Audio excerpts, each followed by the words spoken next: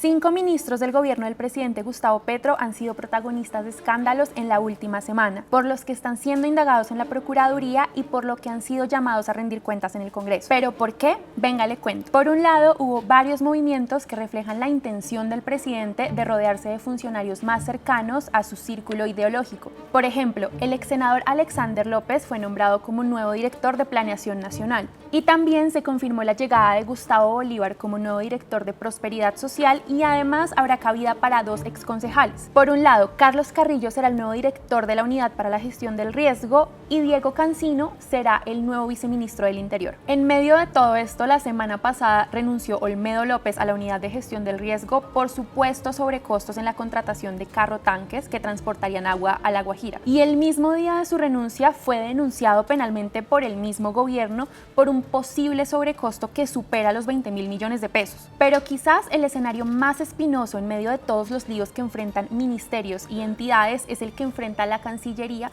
por las supuestas irregularidades en la contratación de los pasaportes. Y es que el canciller encargado Luis Gilberto Murillo ya tuvo que enfrentar su primera crisis heredada de Álvaro Leiva, que lo llevó a control político este martes en el Congreso. Toda la novela política fue el resultado de la firma de 3 resoluciones que le dieron el contrato a la multinacional Thomas Gregg, aunque el gobierno ha dicho que buscará todas las maneras de no firmar ese contrato. Uno de los argumentos ha sido que se utilizó un certificado de presupuesto que estaba vencido, es decir, que no había plata para ese contrato. Por eso, en el entramado de los pasaportes también terminó envuelto el ministro de Hacienda, Ricardo Bonilla. En todo caso, Hacienda ha sido el centro de otras críticas, por ejemplo, como la emisión del decreto que no había establecido recursos para al menos 108 proyectos de infraestructura. Y aunque el decreto luego fue corregido, a eso se sumó otro decreto en el que se le habrían dado facultades al presidente Petro para definir algunos proyectos y vigencias futuras. Y por esas posibles irregularidades en la emisión de esos decretos, la Procuraduría ya está indagando preliminarmente a varios funcionarios del Ministerio de Hacienda.